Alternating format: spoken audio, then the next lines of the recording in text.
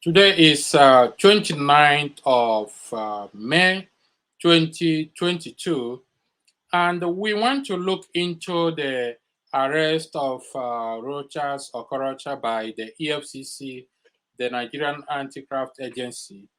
And um, here we will examine few things: whether the arrest of Rochas Okorocha by the EFCC was a legitimate arrest or illegitimate arrest. And again, we will look into whether the chairman of the EFCC is becoming an emperor in Nigerian justice on reason why he cannot obey a court order issued by a competent judge. Secondly, why he cannot honor a letter from the Minister of Justice of the Federation, and why he is making an interference to the 2023 federal election towards the presidency aspirants, and whether this arrest is justified by his action, and again, why the rest of the Senate members are not speaking against this incident. Another thing we will touch is why the governor of Rivers State, Wike, lost the primary, presidential primary of the PDP, and whether Wike deserve votes from the Igbo delegate. Hence, he publicly said that he is not an Igbo man. But that will come in a while. But for now, we will focus on the arrest of Senator Rochas Okorocha by the EFCC in a while.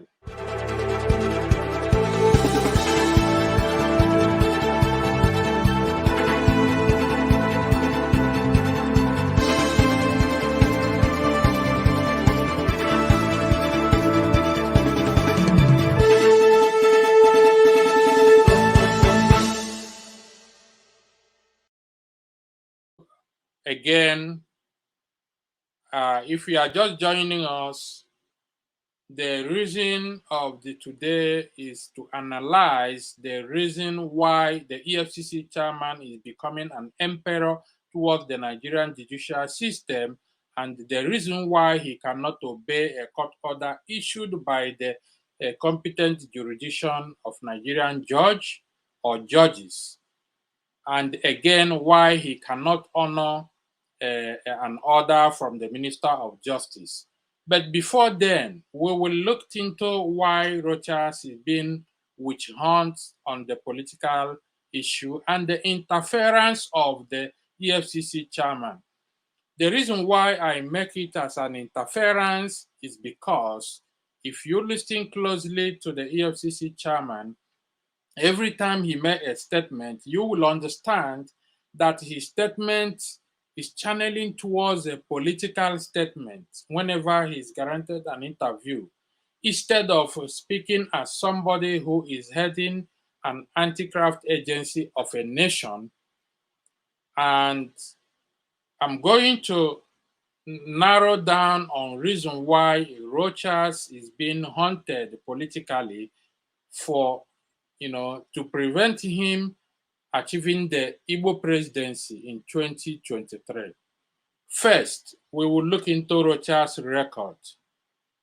We will look into the speech Rochas made during his handover inauguration to Ihedioha, because to my understanding, Rochas made a statement and emphasize and detail down the amount he left for Ihedioha and the reason why Ihedioha should not fail in his own administration.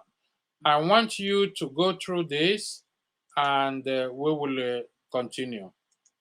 Proud to announce to all of you that I'm leaving behind the sum of 2.5 billion naira back for Governor elect Emeka Ihedioha. And this money, 8.1 billion of crack and jack is kept with Zenith Bank and is confirmed. 7.6 billion naira is kept with Zenith Bank of Sube and Ubek for renovation of all our schools. And 5.2 billion naira is with Access Bank, which was kept aside for payment of pension. And 21.6 billion naira, which is a World Bank fund, RAP, is kept with First Bank for rural roads. Those are projects I've set aside to accomplish, but time will allow me. I pray he accomplish this project. And only this afternoon, the tax reform of 5.6 billion has just been credited into our account with Zenith Bank. If you put the one I just came today, you'll be having about 48 billion naira to spend. There will be no reason for failure. I gave him on the 20th. Okay, on that, we will take it from there. If you listen to the the details of the Rochas Okorocha during his handover to Emeka Ihedioha, you will understand that according to the former governor, that he left in total 48 billion naira to the former governor, which is Ihedioha. And he make it categorically that there's no reason for Ihedioha to fail. Is this the reason why EFCC is coming after him because of his 2023 presidential ambition? Or is it because he have a very clean track record that people want to demolish him and tarnish his image come to this 2023 election? In this regard, you will understand that before his arrest, there are already so many court judgments restricting EFCC of any arrest, detention, harassment, and the prosecution of any kind of harassment against Rochas Okorocha because the attitude of the EFCC towards him. Secondly, you will understand that Rochas was, a charge was led against him the day he made the declaration of contesting for the presidency under the APC platform for 2023.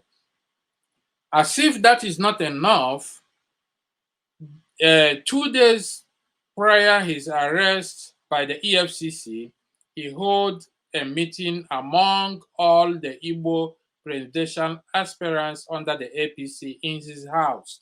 So this is a mood to unite all the Igbo aspirants under the APC to speak with one voice.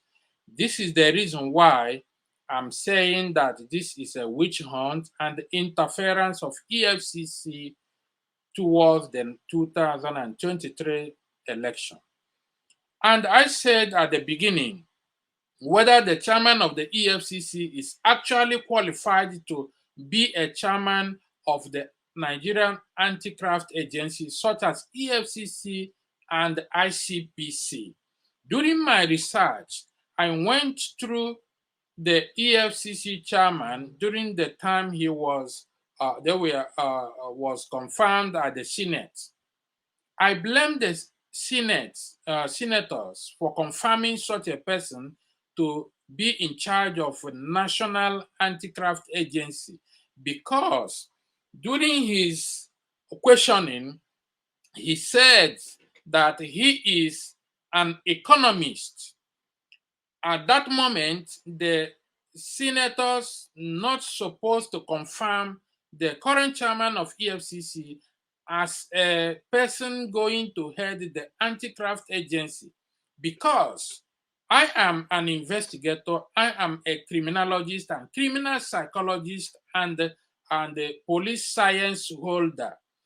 In this regard, an economist does not have an academic background of investigation or criminal justice or prosecution, because attending police academy does not qualify you to hold such office under the criminal justice system, because he ought to have supposed to have acquired a degree in criminology or degree in criminal justice, degree in criminal psychology, or even done his master's in criminal justice, or being LLM as a qualified lawyer before you can be a prosecutor. In this regard, why is he, the chairman of the EFCC, not obeying court order? Does his academic background, affect the procedural process of the EFCC or the prosecutory procedure of the anti-graft agency? Are you telling me that uh, this chairman of EFCC, knowing full well that his nobody is going to renew his appointment as an EFCC chairman because of his attitude, and the Buhari regime is coming to the end, and whether PDP or APC, whoever win the election in 2023, will never, bet me today is 29 May 2022, will never renew his appointment as such anti-graft agency of Federal Republic of Nigeria. My point here is that this attitude of the chairman of EFCC, it amounts to a resignation of his post. At this moment, I'm calling on the chairman of the EFCC anti-graft agency to tender his resignation to the floor of Nigerian Senate and apologize for disobeying Nigerian judges' judgment and disobeying an instruction from the Minister of Justice, because without his resignation, he will continue to jeopardize the credible and the quality of the personality of the Nigerian criminal justice, and the whole world will also continue to laugh at Nigeria for such issue. I want to tell you something as an investigator, as a criminologist, and as a criminal psychologist. It's very odd for the chairman of the EFCC personally attending cases at the federal court and giving a testimony that is a second-hand information on investigation he did not conduct. At this moment, he is tendering evidence in the court based on hearsay, character evidence, and whispering evidence, contaminated evidence, and that is why the EFCC is losing most of their cases in the courts.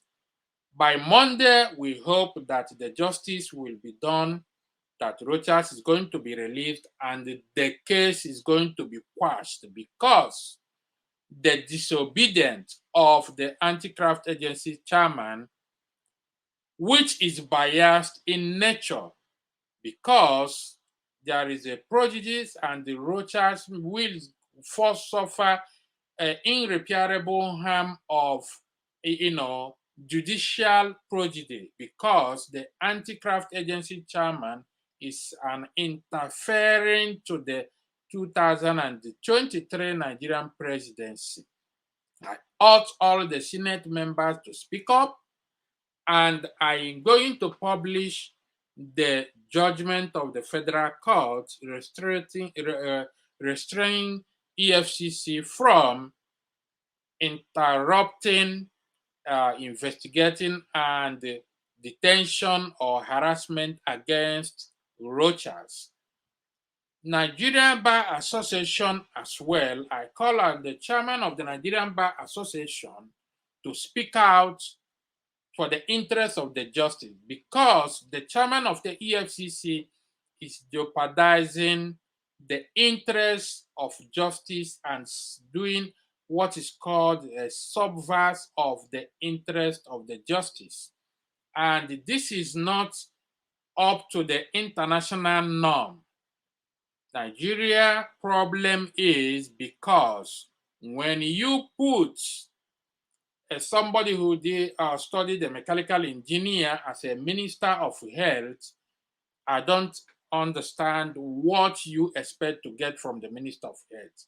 When you put somebody that studied the economist as a chairman of anti-graft agency, a head of a prosecutory agency in Nigeria, then I don't know what you expect to get from him.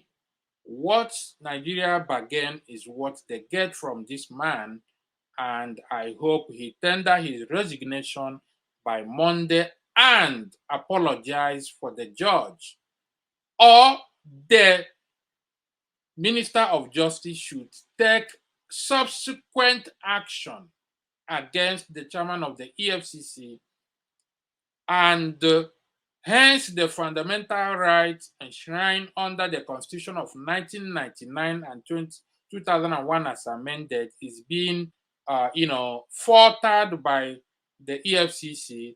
Then adequate training should be given to the officers, because the boss is not adequately qualified to head such anti-graft agency.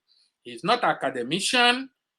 He does not have any background based on academic, have to do with the criminal justice. In this regard, I'm asking Rochas' lawyer to file motion for subsequent or consequential order against the EFCC. If you understand, we also read on the judgment that the judge have awarded 500 million to Rochas against EFCC, which EFCC is not honoring. And the judge have ordered EFCC to give Rochas his traveling documents. EFCC ignored. Judge have ordered no further harassment. EFCC faltered that. I want Nigerians to speak up. And in this 2023 election, there is no other Igbo person who can be able to bridge the gap in collecting this ticket and winning this election except Rochas. And that is why he's been witch hunted.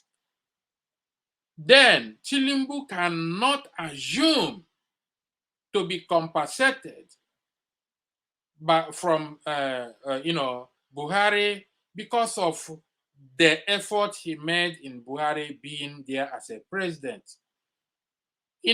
Nigeria is almost 200 and something million population, cannot rely on one such person or political elite. The reason why there is no other Igbo man at this moment that can challenge in this issue. That is why I call upon all the Igbos to speak out, because the harassment to Rochas is a harassment to all Igbos as long as 2023 is concerned. Thank you very much.